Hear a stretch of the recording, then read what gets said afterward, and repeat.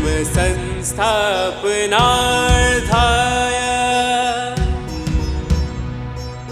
संभवामि युगे युगे संभवामि युगे युगे संभवामि युगे युगे। स्मृति, the power of continuity of consciousness. स्मृति क्या है? तुम्हें जो कुछ भी याद रहता है, जिससे भी जो कुछ याद रहता है, अब मुझे इतना याद रहता है, तुमसे तो थोड़ा ज़्यादा याद रहता होगा, तो वो याद रहता है। ये स्मृति क्या है? जिसके पास स्मृति है ना, मेक श्योर कि इनकी कॉन्शियसनेस थोड़ी ज़्यादा एक्टिव है। मेधा, इंटेलिजेंस, जिसमें विवेक आ गया है, वो भी मेरी विभूति है। धृति यानी इंट्यूशंस को समझ पाना। इंट्यूशंस, तुम्हें इंट्यूशंस बहुत होती है, लेकिन तुम इंट्यूशंस को समझ नहीं पाते हो। आज कॉलेज नहीं जाना, कोई आने नहीं वाला दोस्त, ये तुम्हें इंट्यूशन हुई कि ये तुम्हारी आलस है। हाँ, तुम how fast you are depend करता है। आज कोई दो, और तुम हो सकता है कॉलेज जाके देखो तो सच में कोई आया नहीं, आज सारी क्लासेस नहीं, कोई भी क्लास लगी नहीं हुई, अब वो इंट्यूशन थी, उठते ही तुम्हें ख्याल आया। लेकिन अपने इंट्यूशन को समझ पाना ये विभूति है। मुझे बहुत सालों से इंट्यूशंस होती थी और मैं सबसे ज़्यादा गौतम प्रभु से शेयर करती थी, लेकिन मैं उनसे हमेशा कहती थी अभी किसी को बोलना मत, क्योंकि आई एम स्टिल लर्निंग। मैं खुद भी लर्न कर रही हूँ मेरी कौन सी इंट्यूशन राइट है और मेरी कौन सी इंट्यूशन रॉन्ग है। ऐसा सीखा। ये जो कैंपस बनाने के जो दिव्य चित्र थे ना, मुझे पहले भी आते थे, ऐसा नहीं है कि अभी अभी आए 6 महीनों में, लेकिन इतने वर्षों से, पिछले 3 वर्षों से मैं फिल्टर कर रही थी कि मेरी कौन सी इंट्यूशंस राइट है, धृति है, और कौन सी इंट्यूशंस खाली मेरी आंतरिक वासना है। वासना है ना, वो भी बनाना है, एक आश्रम बनाना है, तो वो वासना के भी ब्लूप्रिंट्स ऐसे यहाँ बैठ जाते हैं कि वही उभर के आते हैं, हाँ कि नहीं। और कुछ है जो रियली इंट्यूशंस हैं, जो फ्यूचर इज कॉलिंग यू, तुम्हारा भविष्य तुम्हें उस दिशा में पुकार रहा है। तो मैंने वर्षों तक सीखा है, प्रतीक्षा की है। कितनी इंट्यूशंस होती थी, केवल प्रभु के साथ शेयर करती और कहती वेट करते हैं, ये ऐसा होगा, मतलब मैं समझूंगी कि इस तरह से जो दिखता है ना वो इंट्यूशन है, और अगर ये नहीं होगा ना तो मैं समझूंगी इस तरह से जो दिखता है ना वो इंट्यूशन नहीं है, केवल वासनाएं है। और देखा ना, सच कहूँ, कैलकुलेट करके देखा तो 90% वासनाएं थी, केवल 10% ही वास्तविक इंट्यूशन थे, जो ईश्वर की तरफ से कॉलिंग्स थी, जो फ्यूचर की कॉलिंग थी। और उन 10% को फिल्टर करने में मुझे काफ़ी वर्ष लगे। केवल 10% जो राइट बातें हैं, बाकी हमारी वासनाएं होती है, अपनी इच्छा। हम अपनी इच्छाओं का प्रक्षेपण, प्रोजेक्शन कुछ इस तरह कर देते हैं, हमें लगता है इंट्यूशन हो रहा है आज तो मुझे, ऐसा लगता है कि नहीं। Don't use these words so loosely, they are very divine and very, काफ़ी गहरे शब्द हैं ये। इंट्यूशन एक आत्मा की शक्ति है। यही इंट्यूशंस जब आगे फैलती है तो केवल ज्ञान बन जाती है, लेकिन उसका बीज इंट्यूशन में है। वो इंट्यूशन जिसको प्रकट होती है, जो समझ पाता है। प्रकट तो तुम सबको होती है। कई बार तुम सोकर उठते होगे ना, अचानक तुम बोलते हो कि 4 बजने में 5 मिनट होंगे, और सच में 4 बजने में 5 मिनट होते हैं। ऐसा होता है, यानी इंट्यूशन है तुम्हारे में। अरे घड़ी देखे बिना घड़ी देखे बिना की बात करें, बिना घड़ी देखे तुम अंदर बोलोगे 4 बजने में 5 मिनट है और 4 बजने में 5 मिनट होंगे। अपने तो घड़ी भी गलत देखते हैं कई बार। अपने को सुबह 6 मानना हो तो 6 मानते हैं, 5 मानना हो तो 5 मानते हैं। मेरी तो आदत है जो अपने को मानना है वही मानने का। तो ये जो तुम्हारे भीतर इंट्यूशन होती है, इसमें कौन सी सही है कौन सी गलत, ये साधना की एक काफ़ी उन्नत भूमिका पर जाकर तुम्हारी चेतना स्वयं डिसाइड करती है। और जो चेतना डिसाइड करती है उसको हम प्रज्ञा कहते हैं, और वह विभूति है। और वो विभूति आत्मानुभूति के लिए कारणभूत है। क्षमा, फॉरबियरेंस, फॉरगिवनेस, किसी को क्षमा कर देना। जब तुम सामने क्षमावान व्यक्ति देखो ना, वो विभूति है, ईश्वर अनुभूति के लिए लायक है। मेक श्योर, एक बात याद रखना, अभी जितना भी हमने डिस्कस किया है ना, जितनी विभूतियाँ माइक्रोकॉज्म के अंदर है ना तुम में, उतनी मैक्रोकॉज्म में भी है।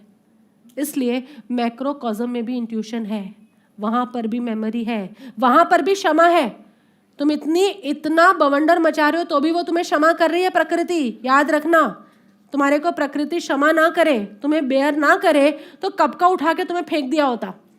जितनी विभूतियां माइक्रोकॉज्म में है, पैरेलल उतना सब कुछ मैक्रोकॉज्म में है और है। इसलिए जिस तरह तुम चल रहे हो वैसे ही कहीं ना कहीं वो चलता है, और इसलिए जैसा तुम करते हो, तुम दूसरों को क्षमा करते हो तो प्रकृति मैक्रोकॉज्म तुम्हें क्षमा करता है। Getting the point? तुम विवेकपूर्ण निर्णय लेते हो तो प्रकृति स्वयं तुम्हें विवेकपूर्ण निर्णय के द्वार पर धक्का मार के भेजता है। हर कार्य जो तुम्हारी तरफ से हुआ, ये पूरी कायनात जो है, it is just a reflection. Echo point पर जाकर तुम बोलते हो, क्या होता है? सब वापस आता है।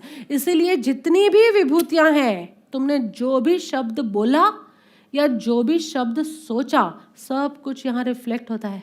इसलिए अपनी सोचने को भी फिल्टर करना और अपने बोलने को भी फिल्टर करना। Everything is reflected back from macrocosm. आगे देखो 35।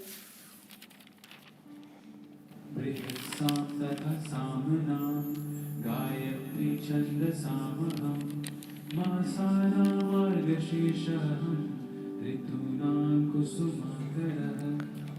तथा गायन करने योग्य श्रुतियों में मैं बृहत साम और छंदों में गायत्री छंद हूँ, तथा महीनों में मार्गशीर्ष और ऋतुओं में वसंत मैं हूँ। शुक्ल यजुर्वेद के अंदर बृहत साम की बात आती है। बृहत समन बोलते हैं, इधर संस्कृत में बृहत साम हो गया। बृहत समन एक ऐसी स्तुति है, भगवान की भक्ति है, जिसके 15 पैराग्राफ्स हैं। जैसे होते हैं ना 142 आत्मा सिद्धि के 15 उसके पैराग्राफ्स हैं, और वो पैराग्राफ्स खाली भगवान की, भगवान यानी ईश्वर की स्तुति में गाए गए।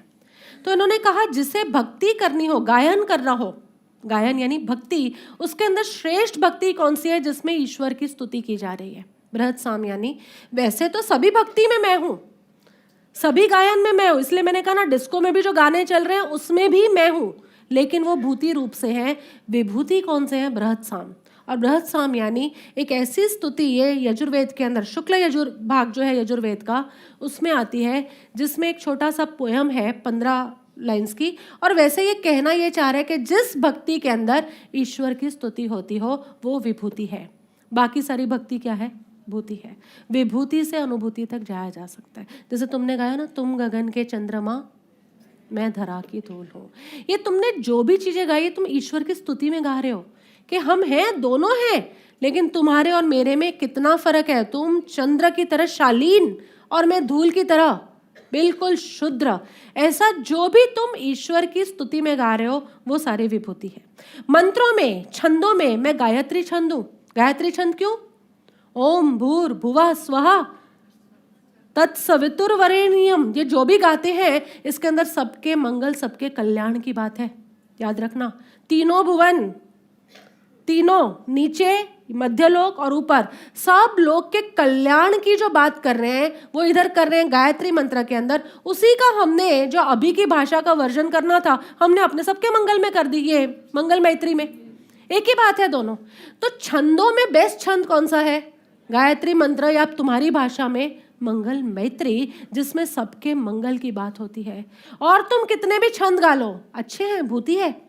तुम आत्मा सिद्धि गाओ, भूति है, लेकिन तुम मंगल मैत्री गाओ, विभूति है। उस मंगल मैत्री को जिसने दिल से गाया वो विभूति है, और वो विभूति आत्मानुभूति के लिए तैयार है। महीनों में मार्गशीर्ष, शाबाश, इसीलिए हम दिसंबर में रखते हैं शिविर। मार्गशीर्ष यानी दिसंबर, नवंबर दिसंबर का महीना। मार्गशीर्ष यानी स्पिरिचुअली, वैसे तो ये मार्गशीर्ष यानी दिसंबर नवंबर का महीना है, जिस महीने में मार्ग तुम्हारे लिए शीर्ष हो जाए, मुख्य हो जाए। जिस महीने में अध्यात्म मार्ग तुम्हारे लिए मुख्य हो जाए। जैसे मार्च में तुम्हारे लिए अकाउंट्स मार्ग मुख्य हो जाता है ना, नवंबर में वो डीमोनेटाइजेशन हुआ तब तुम्हारे लिए बैंक मार्ग मुख्य हो गया था ना। ऐसे जिस महीने में तुम्हारा मार्ग के लिए मुख्यता आ जाए, बस तुम्हारे पास मैक्सिमम टाइम एंड स्पेस है खाली आत्म कल्याण का कार्य करने के लिए। 1 महीना, 2 महीना, 4 महीना, 12 महीने भी हो सकते हैं। यानी खाली दिसंबर नवंबर की बात नहीं है। मार्ग शीर्ष हो जाए, मुख्य हो जाए, जो महीने में मार्ग तुम्हारे लिए मुख्य हो जाए वो महीना विभूति है, और जब मार्ग मुख्य है तब मंजिल की अनुभूति संभव है, आत्मानुभूति। और फाइनली कहते हैं ऋतुओं में मैं बसंत हूं। जब तुम में ये मार्ग शीर्ष होता है, मार्ग के आगे पीछे तुम भागते हो, तब साथ में गुण विकास। बसंत किसका है प्रतीक? विकास का। नया कुछ आता है तुम्हारे भीतर, पवित्रता, सुगंध, तुम्हारे भीतर कोमलता, निर्मलता आती है, गुण विकास होता है। वह गुणों की महक और शोभा जब चारों तरफ फैलती है, खाली तुम में हो रहा है पर दूसरों तक नहीं फैल रही, तो वह बसंत नहीं है। मैं कहा हूं तुम में कुछ फूल खिला और वो महक सब में पहुंची, उस बसंत में मेरी विभूति है। वहां से आत्मानुभूति संभव है। नेक्स्ट। द्युतं चलयतामस्ति तेजः तेजस्विनामः जयस्मि व्यवसायस्मि सत्वं सत्त्ववतामः। मैं छल करने वालों में जुआ और प्रभावशाली पुरुषों का प्रभाव हूँ। मैं जीतने वालों का विजय हूँ, निश्चय करने वालों का निश्चय और सात्विक पुरुषों का सात्विक भाव हूँ। ये तो समझ में आ रहा होगा, बस पहला नहीं समझ में आएगा। छल करने वालों में जुआ हूं मैं। वाह, क्या शान से भगवत गीता के 10वें अध्याय में विश्व रूप दर्शन से पहले जुए की महिमा गाई जा रही है। वाह वाह, क्या लगता है? जो खुद को दांव पर लगाने को तैयार है वो विभूति है। तुम सद्गुरु के पास आए और अपनी मान्यता को बचा बचा के जीना चाहते हो, अपनी इच्छाओं को बचा बचा के जीना चाहते हो, अपने अहंकार को बचा बचा के जीना चाहते हो। उसमें मैं नहीं हूँ।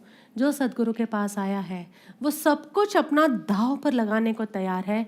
ऐसे व्यक्ति में विभूति रूप में मैं हूँ और आत्मानुभूति के लिए तैयार है। दांव पर लगाना आना चाहिए। तुम्हें सद्गुरु की सभा में आना होगा ना, संप्रदायों को दांव पर लगाना पड़ेगा, क्योंकि संप्रदाय के रीति रिवाज इकट्ठा करने में लगाएंगे तुम्हें, और सद्गुरु का रिवाज तुड़वाने फुड़वाने में लगाएगा। दोनों के रिवाज ही अलग है बिल्कुल। शुरू में एक जैसे लगेंगे, लेकिन आगे जाके तुम देखोगे यहाँ तो कुछ छीना जाता है और वहां पर तो मान मिलता है, प्रतिष्ठा मिलती है। अरे यार, लाखों का दान देने वाले का भी नाम नहीं लिया जाता कभी, और वहां तुम 1000 रुपए भी दे दो ना तो भी नाम तुम्हारे जोर जोर से घोषित किए जाते हैं, क्योंकि वहां वो देने बैठे हैं तुम्हें मान, और यहां हम तुम्हारा मान ले लेने बैठे हैं। फर्क है दोनों में। दांव पर लगाने को तैयार हो क्या? एक लाइव सत्संग के लिए कितना कुछ दांव पर लगा कर आते हैं। यूएसए में भी मिलेंगे हमें हेतल प्रभु, हिरेन प्रभु। जितने दिन हम यूएसए में होते, इवन ये आशीष प्रभु भी, अब तो पिछले 2 सालों से जितने दिन हम यूएस में होते हैं, काम काज को दांव पर लगा के सारे टाइम हमारे साथ होते हैं, सारा टाइम। और बड़े प्यारे लोग हैं, बड़ी बड़ी गाड़ियां लेते हैं। वहाँ पर तो सब कुछ रेंटेड मिलता है, क्योंकि एक स्टेट से दूसरे में जाना है, 6 घंटे 8 घंटे की ड्राइव है। और जितनी गाड़ियां होती है ना, सब में सफ़ेद चादरें लगा के रखी होती है। उन्हें पता नहीं होता कि प्रभु कौन सी गाड़ी में बैठेंगे। इसे कहते हैं दांव पर लगाना। जब उन चारों गाड़ियों को के चालक को पता है कि 1/4 प्रोबेबिलिटी है हमारी गाड़ी में बैठने की, 1/4 है ना, तो भी बाकी के इतने उल्लास में चलते हैं। ये मीनू प्रभु भी, आप भी, अरे बहुत बातें करती हैं ये, यहाँ ऐसे बैठी हैं, लेकिन गाड़ी में 8-8 घंटे 6-6 घंटे बोलती रहती है ना आप। But I do enjoy those journeys. खैर, मेरा कहने का मतलब ये था कि बाकी के सारे भी दांव पर लगाते हैं कितना कुछ। एक बार शायद प्रभु बैठ जाए, 2 घंटे के लिए बैठ जाए हमारी गाड़ी में, उसके लिए 2-2 3-3 क्या 20-20 दिनों को अपने दांव पर लगा कर आते हैं। इसे समर्पण कहा जाता है। और जो ऐसा जुआ खेलने को तैयार है, जो ऐसा दांव पर लगाने को तैयार है, इसलिए जो ये सोचता है ना 1 करोड़ आएगा ना, मेरा फंसा हुआ है कहीं, मेरा 1 करोड़ कहीं फंसा हुआ है, आ जाएगा ना तो उसमें से मैं 11 लाख दे दूंगा। 11 लाख, वैसे तो देखो कितना कृपण है। 1 करोड़ वैसे तो गया हुआ ही समझो, वैसे ही गया है, गई भैंस पानी में। आजकल तो हर जगह यही हाल है, वैसे तो गया हुआ ही है, लेकिन उसमें से आ जाए तो मैं कितने दूंगा? तुम 1 करोड़ भी बोलते ना तो भी तुम्हारी देने की बुद्धि पर, मेरे को नियत पर थोड़ा भरोसा होता, लेकिन इतना आ जाए और इतना देंगे, ये तो सौदा है, ये दांव पर लगाना नहीं है। जुआ किसे कहते हैं? कुछ नहीं है और फिर भी लगा दिया। ऐसा जिसका भाव है उस विभूति में मैं हूं। दूसरा, प्रभावशाली पुरुषों का प्रभाव मैं हूं। देखें हैं कभी कोई प्रभावशाली पुरुष? ठीक है, वो मैं हूं। जीतने वालों की विजय मैं हूं। शाबाश, जीतने वालों की विजय मैं हूं। निश्चय करने वालों का निश्चय मैं हूं। सात्विक पुरुषों का सात्विक भाव मैं हूं। ये तो समझ में आ रहा है। I think I don't need to elaborate. आगे चलो अवनीश, फटाफट। 37 वासुदेवस्मि पांडवानां धनंजय मुनीनामपि अहं व्यासः कवीनामुष्ण कविः। वृष्णिवंशियों में वासुदेव अर्थात मैं स्वयं तेरा सखा, पांडवों में धनंजय अर्थात तू, मुनियों में वेद व्यास और कवियों में शुक्राचार्य कवि भी मैं ही हूँ। अब अर्जुन गिरा। वासुदेव में हूं तो समझ में आ रहा है, लेकिन पांडवों में श्रेष्ठ अर्जुन तू भी मैं हूं। वृष्णि वंशियों में मैं वासुदेव हूं। आहा, जो ऐसा बोल देना कि हम ही दूसरे श्री राम, दूसरे श्री महावीर, दूसरे श्री कृष्ण हैं, समझना वही मैं हूं। जो अपने मुख से अपने को महावीर कह दे, कहा था, ओशो ने भी कहा था, श्रीमद ने भी कहा, जय कृष्णामूर्ति ने भी कहा, सबने, जिन लोगों ने आत्मा अनुभूति करी है, वो बोलेंगे मैं ही राम हूं, मैं ही ईश्वर हूं, मैं ही परमात्मा हूं। जनक जैसा जनक बोला, अहो अहम नमो मह्यम, खुद को ही नमस्कार करता हूं क्योंकि मैं ही ईश्वर हूं। जो खुद को ईश्वर कह सकने की हिम्मत रखता है, ये हिम्मत ही नहीं होगी तुम में। जिसके भीतर आत्मा अनुभूति का प्रचंड तूफान आया है ना, वही बोल सकता है मैं ईश्वर हूं, मैं ही राम, मैं ही बुद्ध, मैं ही महावीर। बोला ना कृपाणु ने, सब कुछ मैं ही हूं। अरे भूतकाल के महावीर में क्यों उलझते हो? वर्तमान का महावीर बैठा है, उसके साथ चलो। इन्होंने कहा, मैंने नहीं कहा। क्या खुमारी है, इसे खुमारी कहते हैं। कभी आई है जीवन में ऐसे खुमारी? ये खुमारी के साथ जो जीता है ना, उस विभूति, वो विभूति है, उसमें मैं हूं। पांडवों में श्रेष्ठ अर्जुन मैं हूं। अर्जुन कौन था? विचारशील। और अर्जुन का एक और अर्थ मैंने बताया था, जो ऋजु नहीं है, जिसके विचार हमेशा टेढ़े मेढ़े चलते हैं, यानी जो स्वीकार करता है कि मेरे विचार तो इधर उधर चलते हैं, जो इंट्रोस्पेक्शन करता है और स्वीकार करता है, ऐसे अर्जुन में मैं हूं। अर्जुन में मैं हूं मतलब वो वहां नहीं, पांडुपुत्र अर्जुन की बात नहीं कर रहे। तुम भी अपने भीतर इंट्रोस्पेक्शन करते हो, तुम्हारे विचार टेढ़े मेढ़े भाग रहे हैं, उस विभूति में मैं हूं। तुम स्वीकार करते हो, ग्रहो प्रभु जी हाथ करते हो, इसका मतलब तुम अर्जुन हो। अर्जुन ने भी यही किया है ना, ग्रहो प्रभु जी हाथ, कृष्ण के आगे हाथ फैलाया। तुम भी ये करते हो तो तुम अर्जुन हो, और ऐसे अर्जुन में मैं हूं, मेरी विभूति है। मुनियों में वेद व्यास हूं। वेद यानी ज्ञान, व्यास मतलब स्थिर, जिसका ज्ञान स्थिर हो गया है। और ज्ञान कौन सा स्थिर होगा? सत्य। पेन है, ये स्टिक है, मेरी कॉपी है, नोट्स है, मेरा ग्लास है पानी का। नहीं, ज्ञान अस्थिर क्यों है? क्योंकि सत्य का निर्णय नहीं है। जहां सत्य का निर्णय हो जाए, ये आईफोन है, वहां ज्ञान स्थिर हो गया। तो जिसका ज्ञान स्थिर है, वहां मैं हूं, वहां मैं विभूति रूप में हूं, और वो आत्मानुभूति के लिए तैयार है। अभी तो तुम्हारे ज्ञान ही अस्थिर है। इवन सदगुरु का निर्णय करने में भी ज्ञान अस्थिर है।